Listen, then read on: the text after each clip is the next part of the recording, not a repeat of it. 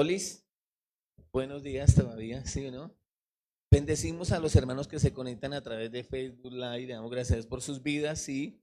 Estamos hablando de fe y he tomado un referente que es Romanos 12:2, que tiene que ver con la renovación de nuestra mente y cómo nuestra mente tiene que estar alineada a la fe que nace en nuestro corazón, ¿vale?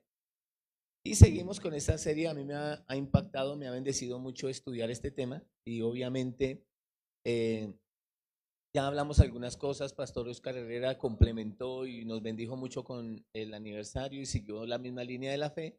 Y hemos hablado acerca de la duda y de las diferentes formas, ¿cierto?, de que genera la duda, porque es como una herramienta que el diablo utiliza para producir temor, ¿cierto? Y obviamente el diablo tiene se sabe, ¿cierto? El diablo tiene su forma de actuar, de manejar la vida de las personas. Y lo primero que hace una persona cuando nace de nuevo en su espíritu es saber de que su mente, su alma sigue caída. Realmente nace la persona de nuevo, pero el alma inicia un proceso de santificación, ¿vale? En el espíritu nacemos de nuevo, tenemos el ADN de Dios, la naturaleza de Dios. A veces pienso que nosotros los occidentales tenemos una mala percepción o interpretación de lo que es la adopción. Cuando nosotros nos hablan la Biblia que fuimos adoptados, ¿cierto? Por Dios, que somos adoptados, ahora somos hijos suyos, nosotros pensamos como que los niños buscan su hogar, o sea, pensamos como en el ICBF, ¿no? Porque entendemos la adopción como que el niño no es mío biológico y entonces lo adopto y me lo dan a mí. Y no, en una cabeza oriental, los orientales, la adopción, básicamente ellos la utilizaban para eh, digamos, que una persona eh, entrara con todos los beneficios, inclusive de un hijo biológico. Y técnicamente la ley decía que todos los niños nacidos en casa técnicamente eran para el dueño de la casa. Entonces ellos no veían la adopción como que los niños buscan su hogar del bienestar familiar, veían que habían sido incorporados para ser tratados como hijos biológicos. Entonces tú eres un hijo biológico. Y ahora, en el caso de nosotros sí somos biológicos, espirituales, ¿no? Porque tenemos el ADN de Dios, el ADN espiritual de Dios, ¿cierto? Inclusive tenemos características de Dios. Uno de los propósitos de Génesis 3 es que Dios quiso crear al hombre a su imagen. La palabra imagen ahí es carácter, ¿no? O sea, Dios quiso crear al hombre con características de él. Y hoy Dios ostentamos una característica de Dios, que tenemos poder en nuestra boca, ¿cierto? Jesús se ve a Dios obrando, Génesis 1:3, Génesis 1:5, Génesis 7, Génesis 1:9. Entonces dijo Dios y dijo Dios, también dijo Dios, y con palabras creó todas las cosas, ¿cierto? Luego miramos en Juan capítulo 1, versículo número 1, que parafraseándolo dice, en el principio era el verbo, el principio eran palabras, y las palabras eran con Dios, y las palabras eran Dios. Y luego vemos en el verso 14 que las palabras se materializaron, el verbo se hizo carne. Y luego vemos Marcos 11, 23 y 24, hablando otra vez a nuestro Padre Celestial a través del apóstol Pablo, inspirado por el Espíritu Santo, que dice, porque cualquiera de sus hijos que dijeren a este monte, quítate y échate en el mar, o sea, tenemos características creadoras. Lo encontramos también en Proverbios, que nos dice a nosotros literalmente que en la boca está el poder de la vida y de la muerte. Entonces, que sí tenemos características de Dios, claro. Cuando nacimos de nuevo, ahora nosotros tenemos poder en lo que decimos. Lo que usted diga es determinante. Y parece una frase de cajón, pero nosotros mismos ya lo predicamos. Si no te gusta lo que estás viendo, tienes que revisar lo que estás diciendo. Entonces es obvio que estamos creando nosotros no solamente una atmósfera espiritual, sino que estamos construyendo destino con lo que nosotros decimos. Entonces, el no renovar nuestra mente, porque en el espíritu nacimos de nuevo, tenemos el ADN de Dios, en el alma no. En el alma se inicia un proceso de santificación que puede durar toda la vida, que está conectado, ligado al renovar la mente. Dice en el espíritu de vuestra psique, en el espíritu de vuestro entendimiento, de vuestra mente. Entonces lo que eso significa para mí, y lo que me ha costado más, no es aprender. Mire que aprender, la pedagogía de aprender es muy fácil. Y yo lo digo también como una frase de cajón. Yo escucho, me acuerdo, lo leo, lo entiendo, lo escribo, lo practico. Una pedagogía natural, normal, de cualquier persona que entra a preescolar. Para mí eso no ha sido difícil. Lo más difícil para mí ha sido es desaprender. Desaprender porque ya en mi mente tengo concebidas como unas fortalezas, unas formas de pensar, de actuar, de vivir, mi filosofía de vida, mi forma de ver las cosas, de pensar las cosas, ¿cierto? Hasta recuerdo los dichos de mi papá. Me gusta la sabiduría de mi viejo. Mi mamá dice que en algunos pasajes me parezco a mi papá. Y yo amo a mi papá, pero me siento triste porque yo quiero parecerme más a Jesús que a mi papá. Pero eso se produce porque hay fortalezas. Entonces, Romanos 12:2 nos anima el Señor a que iniciemos el proceso de santificación, no sin antes haber sido impactado desde nuestra mente. O sea, el proceso de santificación de su nueva vida empieza en el cambio de mentalidad, en su cambio de mente. Entonces es fundamental que usted y yo dejemos que la palabra de Dios obre en nuestra vida. ¿Cómo se forma una fortaleza? Está en 2 Corintios capítulo 10, versículo del 4 al 6. ¿Cómo se forma una fortaleza? Vamos a mirar, a leer. Dice, porque las armas de nuestra milicia no son físicas, sino poderosas en Dios. O sea, la palabra de Dios es poderosa, porque es un arma. El arma que tenemos nosotros, el arma que Dios utiliza para que su mente y mi mente sea renovada, es la palabra. No sé si en el caso suyo, pero en el caso mío, yo he tenido que hacer estudios, si es en el área de la sanidad y es por un tema de sanidad, ahí me toca hacer un estudio donde la Biblia me habla de sanidad, porque a veces tengo fortalezas mentales. Mire que descubrí una cosa, es más bacano y hasta usted cambia la voz y la finge, porque usted se siente audaz, diciéndole a una persona particular, créale a Dios, que Dios lo sana. Usted hasta cambia la voz, se hace una voz así como toda así, usted le mete la parafernalia a la vaina, se hace una voz así melodiosa y como que entra en trance y le dice, yo en el nombre de Jesús, te sano, recibe. Usted sale ahí como un héroe y antes se exhorta a la persona, pero créale a Dios, porque se tiene que unir mi fe con la tuya. Pero cuando es familiar, alguien que usted ama, la vaina cambia. Los médicos inclusive se declaran impedidos porque saben que emocionalmente y sentimentalmente están unidos al paciente y no pueden intervenir en la persona, porque para intervenir a una persona que está haciéndole una operación a corazón abierto en su cerebro, lo único que se necesita es no tener ahí sentimientos, se necesita es la cabeza. Entonces, cuando ya se llega la hora de orar por un familiar o por usted mismo, dice, pero con este dolor tan macho, sí, yo creo en sanidad, pero me lele, Señor, me lele. O sea, y me parece tan bonito la historia de ese papá que pide oración por su hijo y le dice, Señor, yo creo, pero ayúdame en mi incredulidad. O sea, yo creo porque tú sanas a todo el mundo, pero es que es mi hijo y realmente mis sentimientos están involucrados y estoy muy tenso, estoy muy angustiado, quiero verlo sano, pero me cuesta creer porque el diagnóstico fue negativo. Y entonces me toca renovar mi mente. Yo, cuando voy a orar por alguien que está ligado emocionalmente o sentimentalmente a mi vida, toca hacer el estudio de la sanidad y hacer confesiones de fe y tengo que hacer oración y tengo que escuchar prédicas de mi pastor. Me gusta de los maestros de Rema y entonces eso hace que mi espíritu de fe crezca y luego voy con fe y lo hago. Pero hay momentos que estoy en coma. Lo mismo, no sé, hay momentos difíciles en el área económica, por ejemplo. Y la fortaleza mental es que uno viene del borde de la paila, del borde de la paila, del borde mejor dicho, del puro asiento de la paila. Yo soñaba, aunque sea con ser pobre. O sea, yo quería que la gente me dijera, no, usted es pobre. Sí, que yo no alcanzaba ni al nivel de pobre, era por debajo. Horrible. Mi mamita nos cuenta que mi osito panda me está viendo desde Mariquita, está con mi hermana, está bronceando. Mamita decía que ella tenía que cocinar con tarros de leche clean. Para que haga una idea, o sea, yo no alcanzaba a ser pobre. Ya cuando me dijo usted es pobre, yo subí. O sea, ya Extracto. Entonces, yo a veces pienso que por la falta de renovar la mente dentro de la iglesia y en nuestra sociedad hay mucha pobreza oculta. Voy a explicarle un poquito sobre eso porque voy a hablar de la mente, de renovar la mente. Porque Dios no está peleando con la ciencia, Dios no está peleando con los médicos, pero tampoco Dios está peleando con los contadores, con los administradores. Para muchos hoy fue la gran revelación del mundo.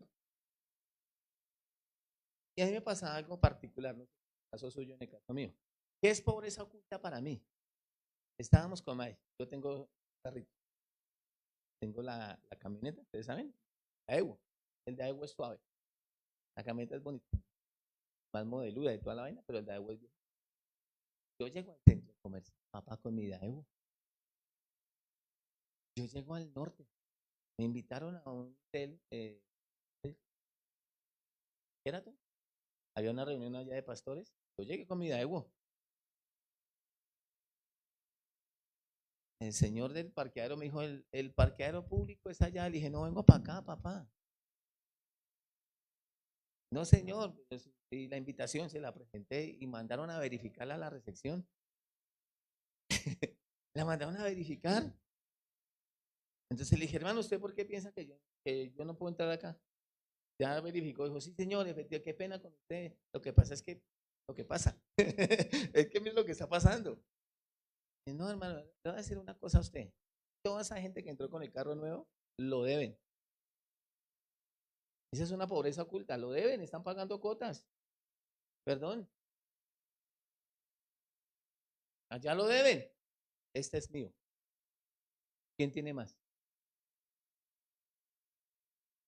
Entonces a veces me da como angustia, porque ustedes saben que nosotros los amamos a ustedes. La riqueza de un pastor no se mide por la plata que él tenga, sino por las personas. Ustedes son nuestra riqueza.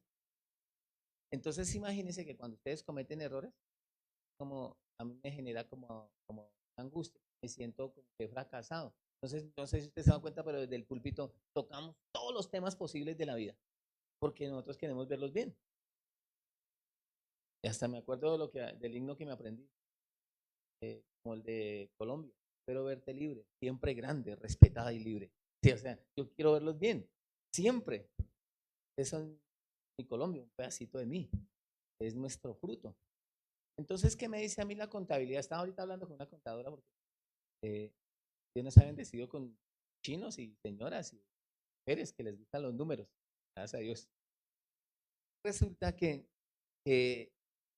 si yo creo un activo, escúcheme, si yo creo un activo, una entrada financiera, pero a esa entrada financiera de una vez le creo un gasto, ¿sabe cómo se llama eso? Pobreza. ¿Sí me hago entender? O sea, si yo creo un activo, o sea, si yo me gano un dinero adicional, pero a ese dinero adicional lo que hago es gastármelo en algo que no me genera capital, se llama pobreza. Si tú creas un activo es para ahorrar o para invertir, pero si creas un activo para generar otro gasto, ejemplo, o sea, hay mucha pobreza oculta en los centros comerciales. Aquí cerquita del centro comercial, una persona eh, eh, entra a un trabajo porque logró hacerse profesional, ganarse 4 o 5 millones de pesos, que ya casi esas carreras ni existen. Que qué tristeza que ahorita eh, parece un insulto, tanto esfuerzo, tanta inversión para que le ofrezcan un sueldo mínimo o por lo menos 500, 600 mil, un millón de pesos más. Dice que tristeza todo lo que me esforcé para hacerme profesional, mire lo que me pagan. Entonces, al que le va bien, va y se gana 5 pesos, 5 millones, 5 barras. Entonces él inmediatamente dice, vivir en Usme, que se va. Entonces el man deja de pagar un arriendo de 500, 600 mil pesos y se va a pagar uno mínimo de 1 millón. Y esa vida, la ropa, cosas que quiere generar, entonces cuando se dan cuenta, esos 5 millones, el día que los pierda, no tienen. O sea, el día que pierda el trabajo, vuelve a estrato cero. O sea, se va para Playa Alta, pero el perder el trabajo lo lleva a Playa Baja. A mí me parece que esa es una pésima administración. Y así están llenos los centros comerciales de toda esa pobreza oculta. Porque la gente, estas generaciones, lo que quieren es vivir bien. Y está bien que quieran vivir bien. Pero a mí me enseñaron en la casa que primero se bañe y después se viste. no se viste y después se baña. Este es un trago dulce para mí, para ustedes puede ser un trago amargo lo que estoy diciendo. Entonces, como Dios no está peleando con los contadores, con los administradores, pues si te ganas 1 millón de pesos, vive por debajo de tu capacidad. Eso te va a generar bienestar. Pero si te ganas 1 millón de pesos, te gastas de pesos, se llama pobreza, se llama ruina, porque ¿cuándo vas a poder ahorrar o invertir? Esperando que todos digan amén. Entonces, hablando de Romanos 12:2, de renovar nuestra mente, tienes que ser consciente que Dios no solamente quiere renovar tu mente en forma de pensar, forma de vivir y de administrar. Porque luego te vas a empezar a hacer preguntas y vas a cuestionar a Dios. Señor, ¿por qué otros pueden y yo no? Pero vaya y mire el otro cuántos palazos tuvo que dar allá en su lote. O vaya y mire cuántas cosas esa persona se cohibió de tener un apartamento, una casa más digna por estar confinado en una habitación, en un cuarto, ahorrando para tener lo que tiene. Porque es que nosotros somos muy, yo veo que nosotros somos muy triunfalistas y nos han enseñado como que usted llega a la iglesia, frota la lámpara y le sale el genio. Yo me doy cuenta, por lo menos a mi edad, yo puedo trabajar todavía, gracias a Dios, así como el profeta Vicente Fernández, siento que todavía soy buen gallo, pero yo no soy mal. No hubiera conseguido algo de economía para y entonces la persona empieza a cuestionarse, ¿cómo así que Dios me redimió de la ruina?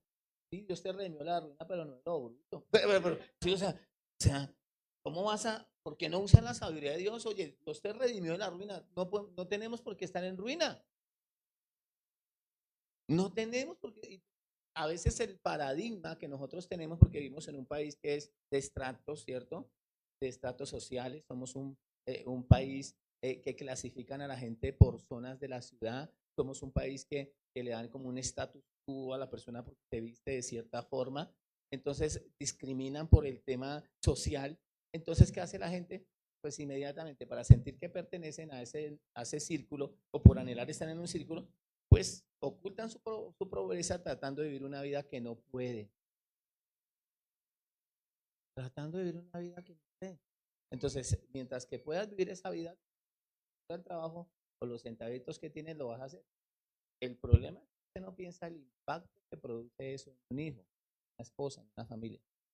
Esa casa, ese apartamento, ese carro, eso que adquiriste, se convierte en el lugar seguro de tu hijo, de tu hogar. Entonces tú llegas a la casa y ni siquiera puedes estar porque tus hijos te dicen, feliz papi, por la vida que nos das, baja saliva, me quedan las horas contadas. Entonces, si vamos a hablar de Romanos 12:2, con nuestra mente, pero en todo. Bro. Entonces, muchos de nosotros, porque nos han vendido ese evangelio de Aladino, de milagros, que Dios hace milagros todos los días, pero Dios no es un Dios de sucesos, Dios es un Dios de procesos, porque Dios está más interesado en la formación.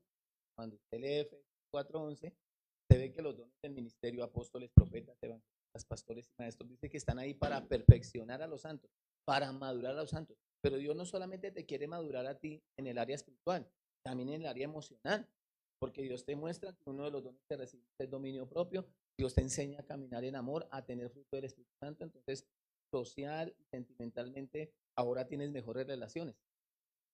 Bueno, 5 hermanos tienen mejores relaciones. No, bueno, ya 20 hermanos tienen mejores relaciones. Pero también Dios te da sabiduría para administrar lo que tú tienes, tus recursos, capital, talento. Dios te da sabiduría para eso. Pero luego te das cuenta que aunque renueves tu mente, estás en un mundo caído. Y en este mundo caído yo me he dado cuenta que si tú no entiendes cómo funciona el sistema y te remontas como las águilas en las alturas, el mismo sistema te ahoga, te absorbe, te come vivo. Entonces, cuando tú naces de nuevo, lo primero que tienes que hacer es salir de la cultura en la que estás. Predicamos, creo que mediados del año predicamos contra cultura, ¿se acuerdan? lo primero que tienes que hacer es salir de esa cultura y meterte en la cultura del reino de los cielos. Y obviamente eso te va a dar otro estándar y otra forma de querer ser. Entonces, si tú quieres tener una calidad de vida o quieres tener otras cosas, vas a tener que crear un sistema económico para poder respaldar lo que tú quieres tener. Pero si eso que tú quieres tener solamente es un gasto, no es una inversión, entonces se llama ruina. ¿Entiendes? Entonces vamos a mirar lo que dice 2 Corintios capítulo 10, versículo 4.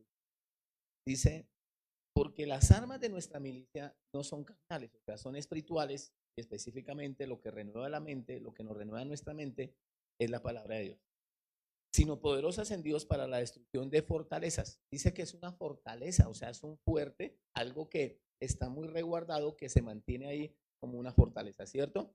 Dice como una fortaleza, derribando argumentos. Lo primero que el diablo que trae es que argumentos. Es que yo quiero que mis hijos vivan otra vida, que no vayan a vivir la vida que yo viví. Pues asegúrate de no cometer los errores que cometió tu papá, tu mamá, por no saber administrar. Puedes empezar por ahí. Es que yo no quiero que mis hijos vivan lo que yo viví. Pues asegúrate por disciplinarlos y formarlos en esas áreas que a ti no te disciplinaron ni te formaron. Y a veces entonces caemos en ese error de pensar, porque somos muy Hollywood, de que todo se arregla con la oración. Él es rebelde y en vez de pegarle un par de palmadas, de meterle una disciplina, te ora.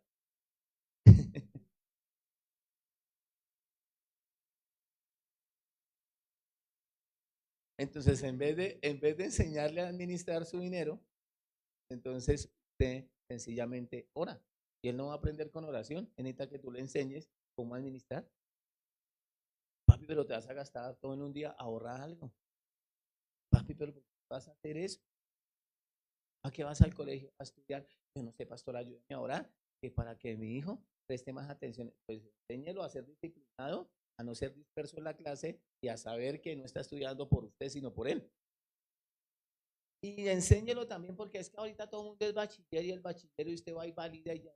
Es que lo importante no es que sea bachiller o instituto en la universidad, en conocimiento. No es que el cartón no habla, el cartón no sabe, el cartón no hace. Ay, no, con la IA. Ay. Entonces, una persona cristiana tiene educación financiera. Una persona cristiana tiene educación financiera.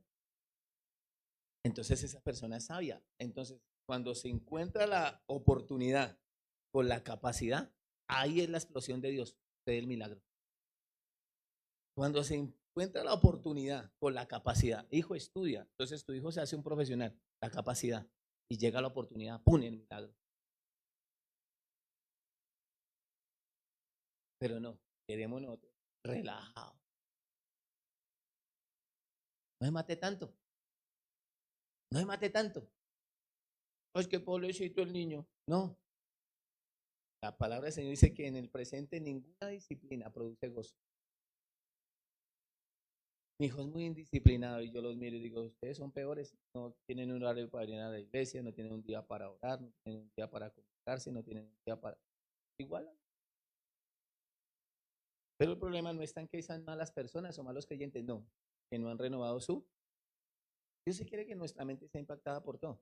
Entonces a mi pastor me enseñó una cosa que me parece espectacular, porque yo tenía, cuando nosotros estudiamos la palabra del Señor, nos convencemos de algo que es impresionante.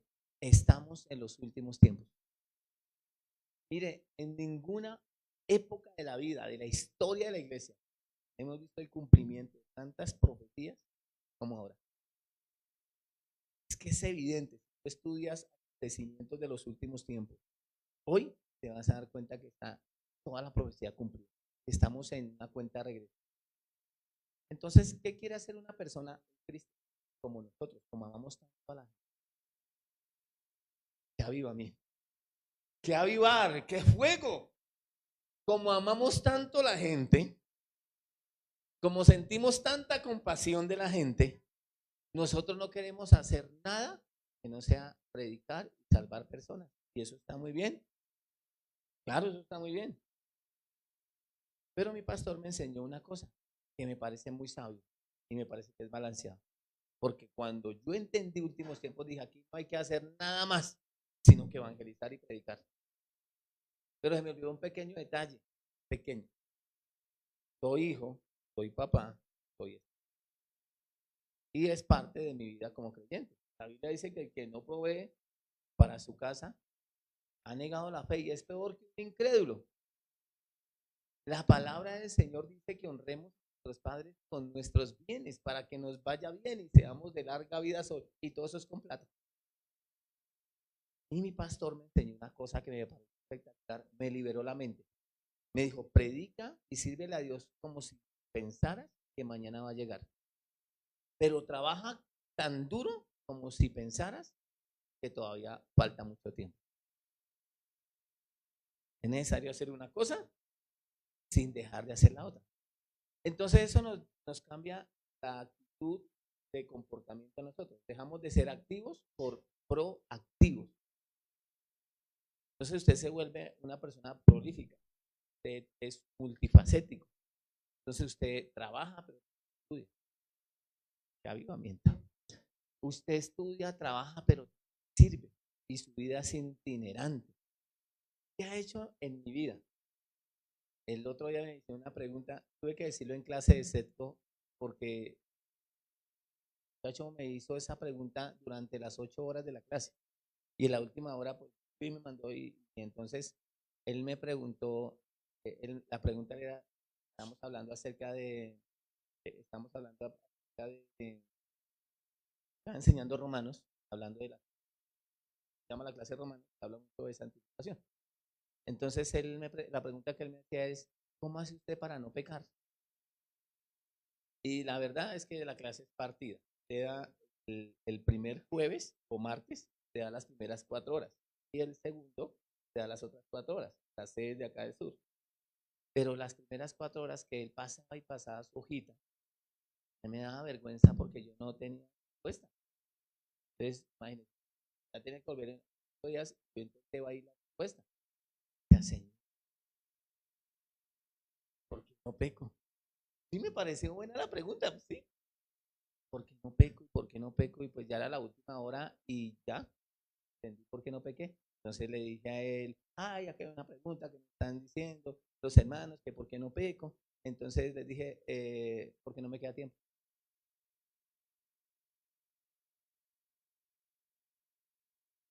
¡Yujú!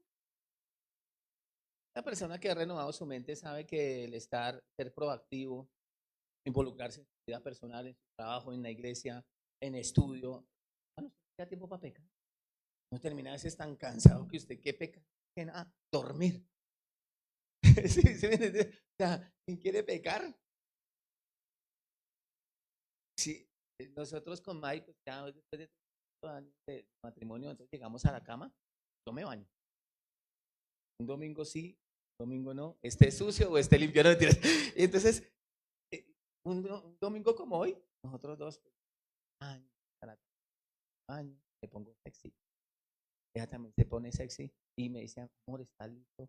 Yo le digo, amor, ¿está listo? Ella me dice, listo, con toda. Yo le digo, sí, y a dormir. No queda tiempo, brother. Uh, pero a mí me agrada. A mí me gusta no dormir tanto, pero sí que imagínate que cuando tienes tantas ocupaciones y haces tantas cosas, no solamente que mantienes tu mente ocupada, sino que te mantienes también a salvo de muchas cosas.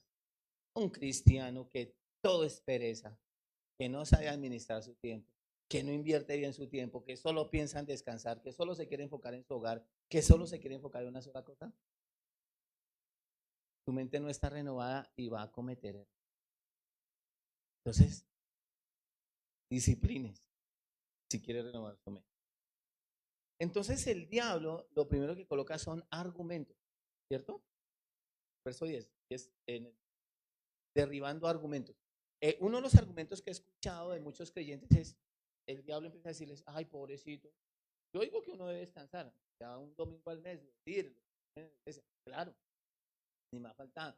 Y si en la mañana están en la iglesia, pues qué rico llegar a la casa y descansar y de pasarla rico con su familia, delicioso. Pero un cristiano que todos los domingos quiere descansar, todos los domingos está cansado porque y entonces nosotros no trabajamos, acá hay un poco de vagos, aquí no hicimos nada en toda la semana. Estábamos todos acá, el resto de los vagos, estábamos esperando que llegara el domingo para verlo a usted. No, también todos estábamos trabajando. Todos también estábamos trabajando, todos también estábamos estudiando. Y entonces, ¿será que uno se cansa más que otro? No, tienen argumentos. Mire, el que no quiere ir, no va. El que quiere, es así de sencillo, una actitud, pero también tiene que ver.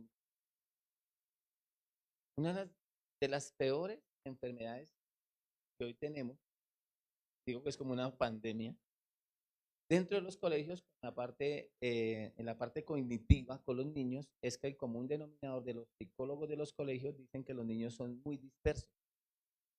No sé si esta palabra usted la ha escuchado. Es común que te digan en el colegio, niña, que tu niño es disperso y que por eso y que es indisciplinado. Porque la mayoría de dispositivos que tenemos hoy día solamente es entretenimiento. O sea que no están educando su mente, disciplinando su mente, renovando su mente, formando su sistema de creencias, de pensamientos, conocimientos, sino que están formando recreación todo el tiempo. Entonces, es común que un niño que tiene mucho acceso a teléfono, a los electrónicos, sea disperso y no estudia. Entonces se inventaron un poco de enfermedades ahora psicológicas. No, es que esto, en su parte cognitiva, el chino, y no es así, porque una vaina toda rara que me dijo una psicóloga. Me dijo una vieja.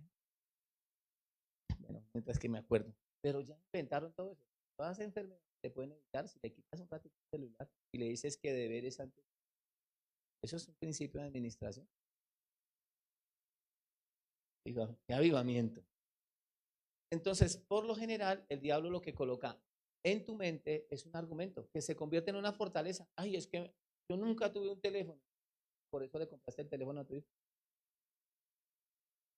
No, es que yo quiero que mi hijo tenga todo lo que puede tener. Año más grande que tú. Pero estás haciendo tu hijo. Tan tremendo lo que dice Hebreos. Dice en la palabra del Señor, el escritor de Hebreos, que Jesús fue perfeccionado. ¿Me ayuda? Que Jesús fue perfeccionado por el sufrimiento. O sea que siendo Jesús el Hijo de Dios, Dios no le evitó el sufrimiento. Emanuel, cuando terminó la pandemia, era disperso. Tenía problemas de lenguaje, era introvertido y pues asustados porque los chinos estaban solamente fue virtual, la pandemia virtual.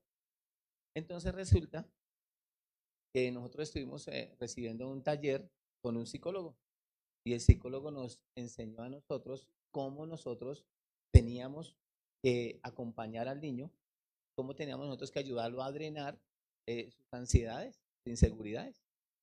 Y era no evitando o la frustración. Entonces aprendimos a decirle a nuestro hijo, porque tengo pereza, te acompaño en tu dolor, pero estudia. Ay, es que tengo depresión, te acompaño en tu dolor, pero a trabajar. Y tomamos una política en la casa. Es que tengo depresión, yo les digo, póngase a barrer. Hebreos 5:8, aunque él era hijo de Dios, por medio del sufrimiento aprendió lo que significa obedecer siempre a Dios. Fue perfeccionado a través del sufrimiento. Entonces la palabra del Señor registra que ninguna disciplina produce gozo. Levantarse a las 5 de la mañana, no, pues qué avivamiento, qué alegría. Y acá Nusme. y bañarse fuera de eso. Fuera que uno pudiera, mejor dicho, que uno pudiera capar baño. Pero uno bien negro, no mentiras, uno no puede capar baño, se nota. Entonces usted a las 5 de la mañana bañarse, adicionalmente a eso salir a desarrollar actividades, compromisos, no es fácil y no produce gozo. Pero no sé si ustedes han tenido esa experiencia de bienestar y de la alegría que se siente por la labor cumplida, por haber cumplido con el deber. Y eso se convierte en un hábito que te genera el sentido de la responsabilidad. Entonces tu mente tiene que ser renovada, pero no solamente en el área espiritual, tiene que ser renovada en todas las áreas de tu vida, ¿vale? Entonces dice que lo primero que hay que derribar son los argumentos que tenemos. Si tú quieres que tu hijo esté y pase mejor que lo que tú pasaste, pues acompáñalo en tu dolor, pero déjalo sentir lo que se siente la frustración. Déjalo saber que tú no quieres que estudie porque él sea una mejor persona. No, él ya es una mejor persona. Ese cuentico es que para que sea alguien en la vida, él ya es alguien en la vida, él es un hijo de Dios, es tu hijo. Tú quieres que él estudie para que su calidad de vida mejore. Y no es un bien para ti como papá, es un bien para él. Entonces acompáñalo en tu dolor de la pereza. Emanuel, cada vez que vamos a trabajar, entonces me decía, ay papi, tengo que hacer tareas. Ah, sí, trabaja y después la hace.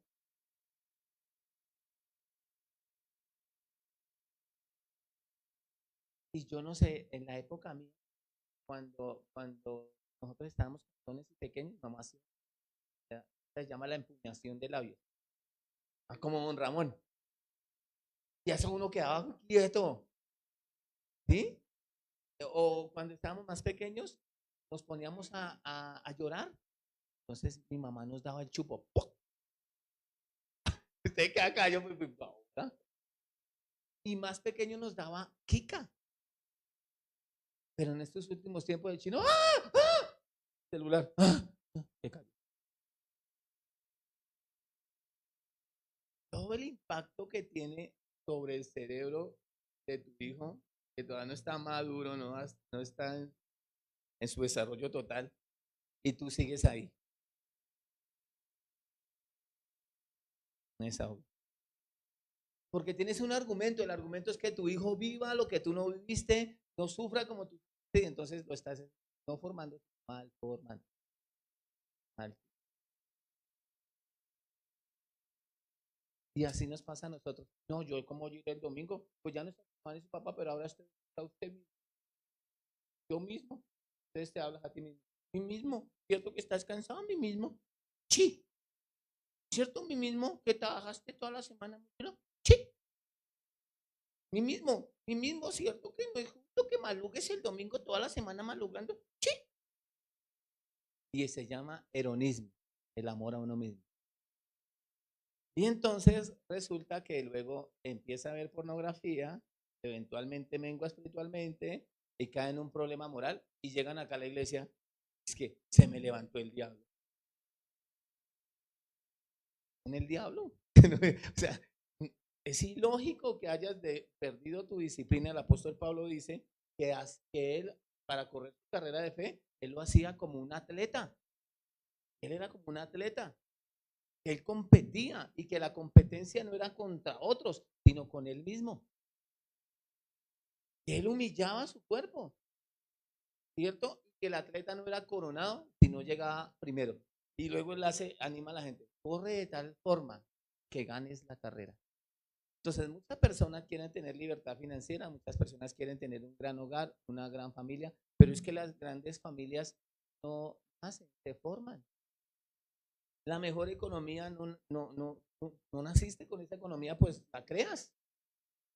Pero eso requiere de mucha disciplina. La gente está acostumbrada a ver la gloria, las cosas, pero no ve la historia. Las veces que aguantaste hambre, que te cogiste de cosas, que pasaste diferentes procesos, que te sacrificaste, que te esforzaste, que te diste duro para todo lo que tienes. Entonces, como ellos tienen la gloria y no la historia, ellos piensan que es fácil. Recuerdan a tus hijos. Fue lo que Jesús te dijo en Génesis. Tú lees Génesis y Éxodo, los dos libros se encargó Dios de decir a Moisés, enseñan a mi pueblo por todo lo que han pasado. Todos los años que lo llevé por el desierto, que vieron escorpiones, serpientes, culebras. Yo me acuerdo mis primeros años, un culebrerío, pero no eran los que me cobraban. Para que no se olviden de mí. Les recordarás a tus hijos cuando se acuesten, cuando se levanten. Yo me acuerdo en la escuela dominical lo que enseñaba a los niños y les hacían diademas, colocarán la palabra, los de Dios en sus frentes, como frontales. Y hay una cantidad de cosas en las que nosotros tenemos que recordar, que es el proceso, el camino que Dios nos ha traído. Y seguramente cuando tú renuevas tu mente, entonces te das cuenta que nada que tienes de lo que ostentas llegó por inercia o llegó instantáneamente. Yo he visto en TikTok, un man tiene un lote y cada mes o cada 2 meses va a ver el lote para ver si le nació una casa.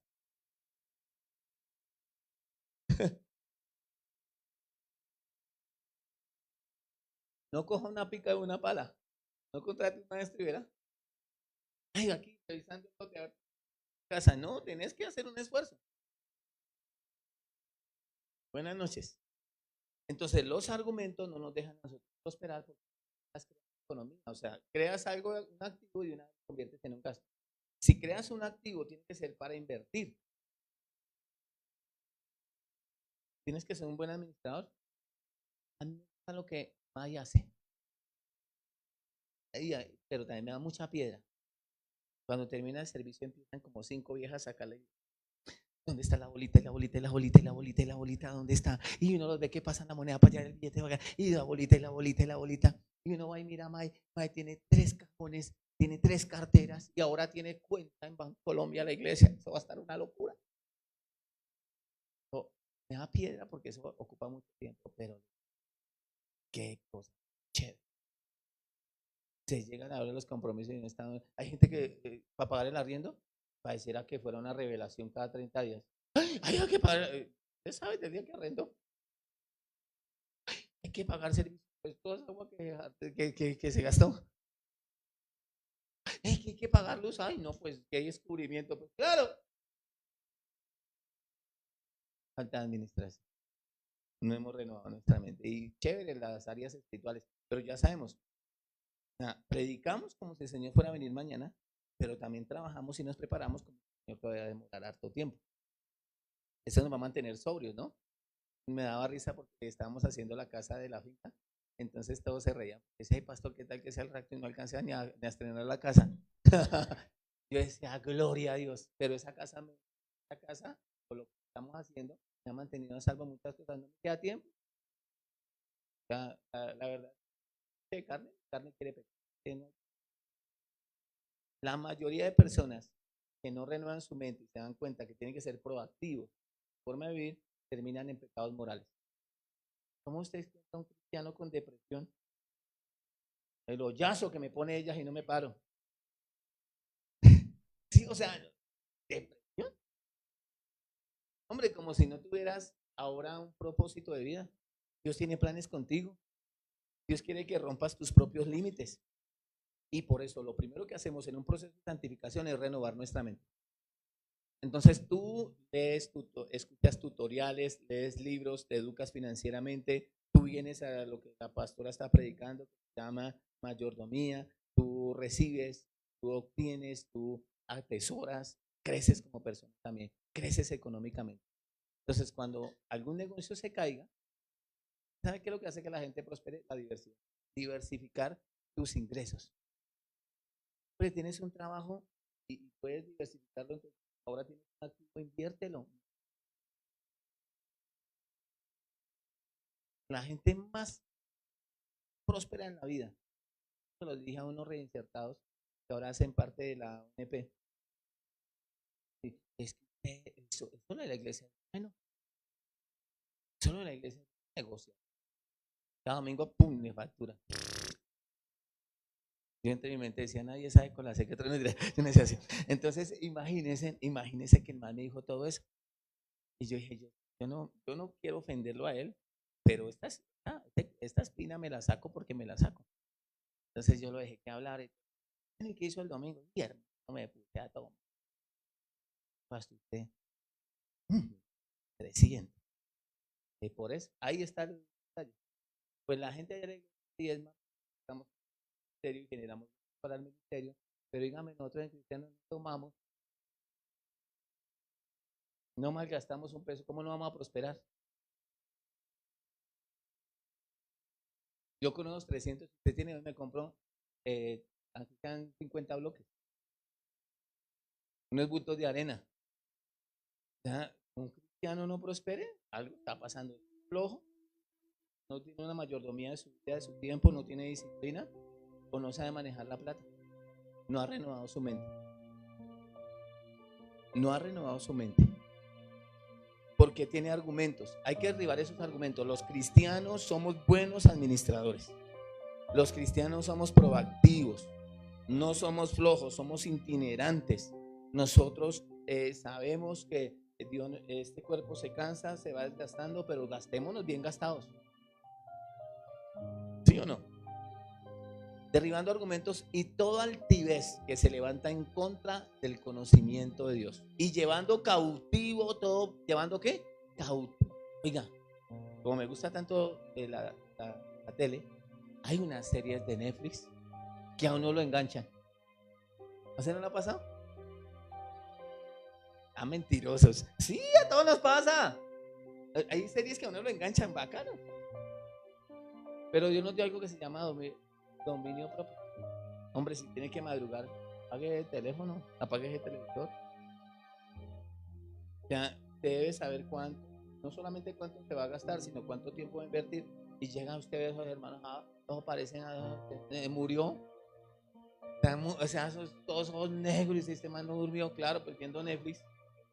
Un domingo, los líderes, un domingo ustedes, mire, y hay algo que yo le agradezco a mi Padre Celestial, es por el ministerio de ayudas.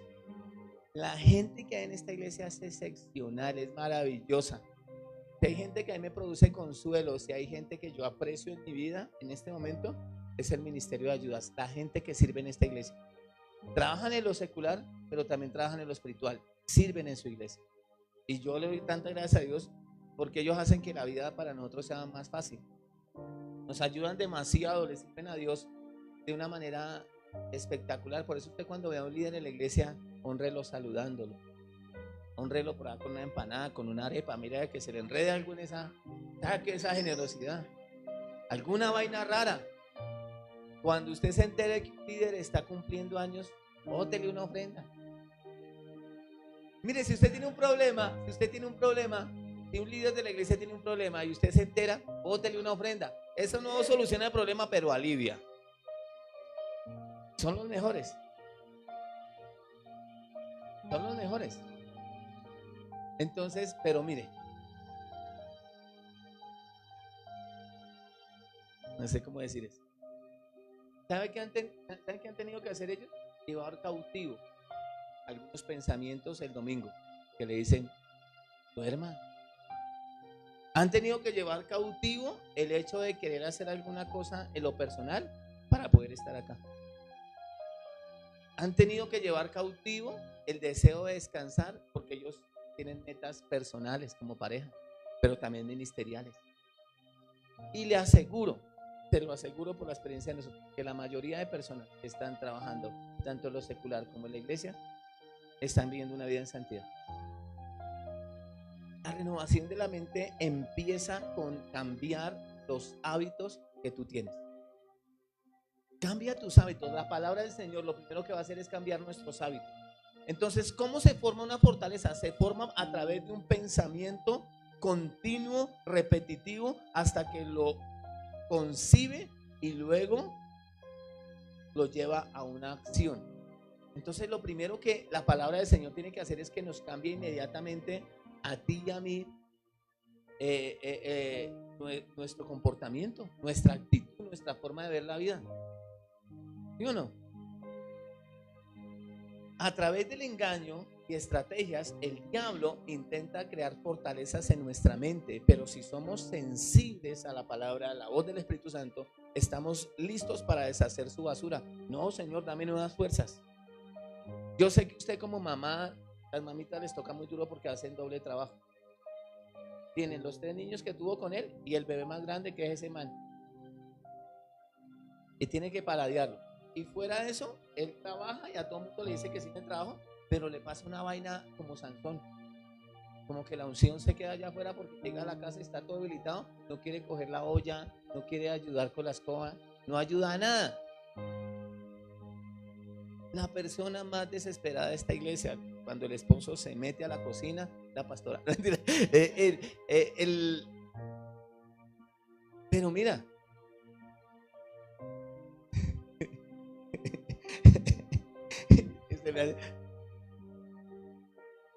mira que la trampa del diablo es que en la medida que nosotros lo conocemos, él se hace más oculto, se mimetiza, se disfraza. Yo dije, Señor, en estos últimos tiempos, ¿cómo se han incrementado los negocios de comidas rápidas? ¿Lo han notado? Porque las chinas ahora no les gusta cocinar.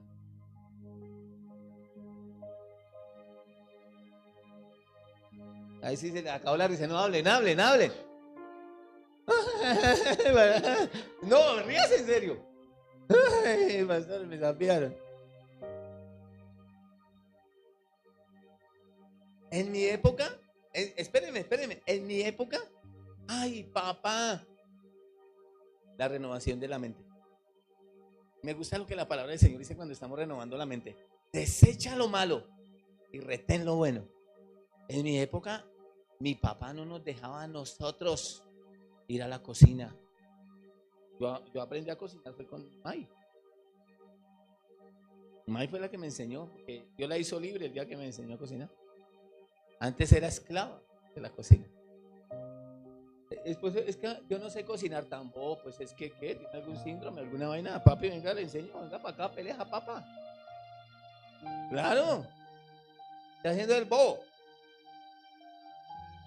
Entonces sí, bueno, ya ahora sí, así aprendió una sobrina de May a cocinar por YouTube, porque si no le iban a matar. No, mentira.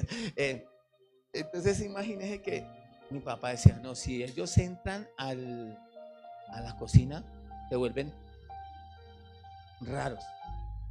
Y usted miraba a las mujeres, yo no estoy diciendo eso, a nadie me parece que era un abuso, ¿no? Porque no ayudarle a una mujer, pero en esa época, las mujeres muy esclavizadas. Pero ahorita se fueron para el otro extremo. Usted llega a la casa y ese man con el delantal. Y que no, porque mi mujer me pega, pero es por mi bien. ¿Sí? Y yo no estoy diciendo que no cocinen. No. Y que los hombres no ayuden. No, escúcheme lo que yo voy a decir. Cuando ustedes están jóvenes y no han renovado su mente en cuanto al matrimonio, no se van a dar cuenta de una cosa. Al principio, todo es intimidad. Usted la ve a ella y usted ve como si fuera un asadero y el pollo ahí dando vueltas. O sea, usted es feliz con él, usted también lo ama, están juntos chévere. Pero llega una etapa en la vida donde el hombre y la mujer empiezan a entender que el amor no es algo que se dice, es algo que se da. Entonces, el amor de una pareja es muy filius, aunque el amor, la meta del amor, porque tenemos el amor de Dios derramado en nuestro corazón, la meta es un amor que sobrepase todo entendimiento. ¿Y por qué todo entendimiento? Porque todo lo que sube tiene que bajar. Aparecen las canas, las arrugas. Entonces ya te vas a dar cuenta cuando tienes una relación de 35, 40 años, que la parte física no es lo que los emociona estar. Cuando un hombre no sabe eso, entonces cambia uno de 30 por 2 de 15. Pero cuando tú reconoces y has caminado con esta persona, porque dentro del matrimonio se da mucho el filius. ¿Y el filius qué es? ¿El amor filius qué es? Consiste en dar, pero también recibir amor. Entonces todas esas noches que tú llegaste a la casa primero como hombre y pusiste la comida a hacer o a calentar, en consideración por tu pareja, porque tú no quieres que ella aguante hambre, eso construye relación. Esas veces que tú supiste que tu esposo se iba a levantar temprano y tú decidiste hacer un tinto, administración, es gerenciar tu relación, es construir futuro. Entonces esas veces que tú decidiste levantarte para hacerle un tinto para que él se vaya de su casa a trabajar, aunque sea con un tinto que sacrificaste para ti, la pareja lo nota, lo que hace su pareja en pro de su bienestar. Llegaste porque están juntos trabajando por un sueño, porque el sueño es tener casa. El sueño es darle un techo a nuestros hijos. El sueño es que haya alimento y una buena educación en nuestra casa para nuestros hijos. Entonces juntos están trabajando y él llega primero y él dice, ella viene cansada, yo voy colocando la ropa en la lavadora. ¡Qué avivamiento! Y él dice, voy a colocar la olla porque ella viene cansada, vamos a colocarla. Pero ella también, ella sabe que él madruga más que ella, yo le voy a dar un tinte. Mira que esa administración, esa gerencia de la relación, con los años, tú descubres que esa persona ha hecho y ha sacrificado mucho para ti. Y eso es lo que genera ese amor ágape. Tú sabes que la persona que más está pendiente de ti, que busca más bienestar para ti, es tu pareja. Entonces, cuando tú ganas dinero, cuando tienes un premio, cuando tienes éxito, cuando conquistas algo, imagínate con quién quieres salir a disfrutar eso. Con tu esposa, con tus hijos. Si tú disfrutas tus éxitos con tus amigos, o no valoras a tu esposa, o ella no ha generado cosas en ti que produzcan el deseo de disfrutar con ella. Si tú dices que el dinero de tu esposo es tuyo y el tuyo es tuyo, seguramente tu esposo con su actitud no ha generado ese vínculo que quiere considerarlo y ayudarlo. Eso es administración. Entonces dice que derribando argumentos y toda altivez que se levanta en contra del conocimiento, llevando cautivo todo pensamiento a la obediencia de Cristo. Pues sí, si ese desgraciado es mi esposo, no lo merece, pero es mi esposo. Es cascarrabias, pero es mi esposo. Es bipolar. Ay, ese chismoso, ay, yo veo a ella, ay, el pastor la miró, él va a ser, no. Entonces imagínense, eso es economía. Econos, la palabra como original, es administración. ¿Cómo administras tu vida, tus sentimientos? Nosotros los cristianos somos sabios. La palabra del Señor ha renovado nuestra mente y hay pensamientos feos que los llevamos cautivos a la obediencia de Dios. Señor, esta es la esposa que tú me diste y es para toda la vida. ¡Qué avivamiento! Señor, esto, algo es algo, peor es, no. Señor, este es el esposo que tú me diste y voy a vivir con él toda la vida. Señor, esta es la economía de la oportunidad y la puerta que tú me abriste, voy a administrarlo bien. Señor, ahora que nací de nuevo, voy a ser sabio, voy a renovar mi mente. Entonces le damos lugar al diablo cuando no caminamos en amor. Permitimos que la ira, el rencor, la falta de perdón, etcétera, la falta de administración económica gobierne nuestra vida. Tan feo que es una esposa detrás del man que dé para el diario. Usted no quería dar para el diario, ¿para qué? Quieto.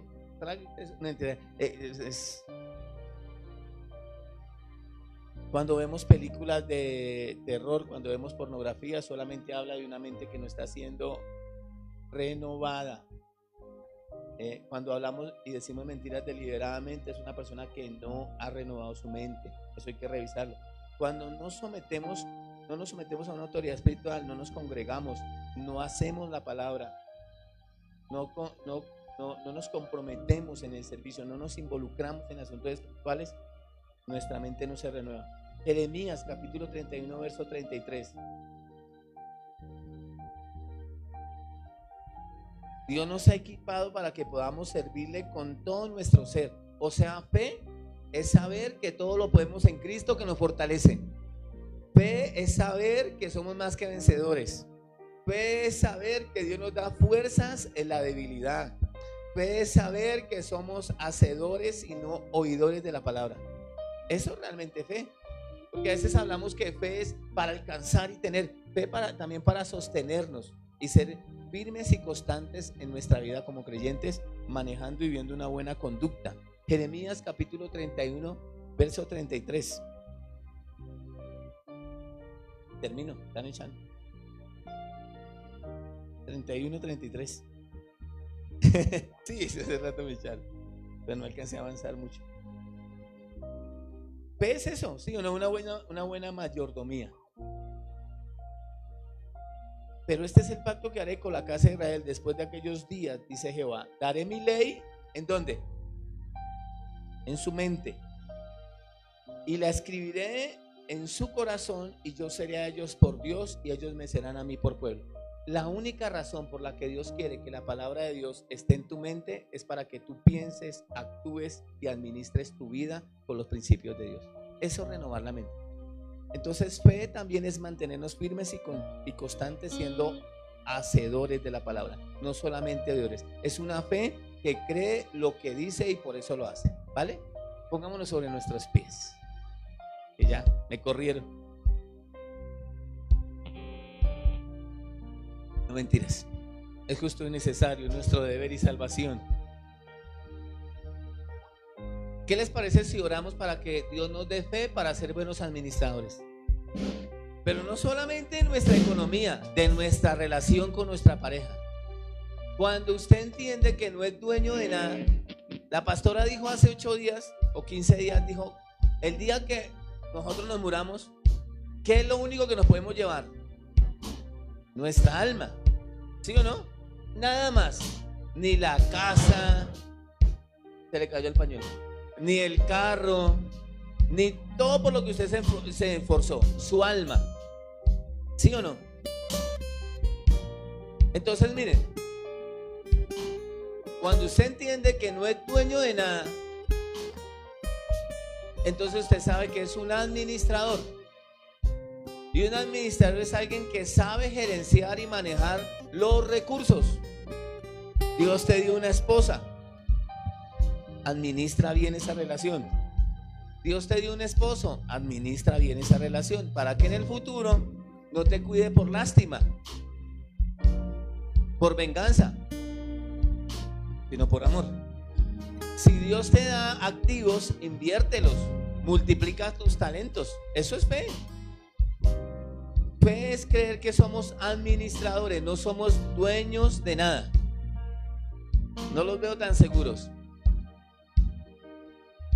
Fe es saber que somos administradores, no somos dueños de nada. Dios quiere que multipliquemos nuestros talentos.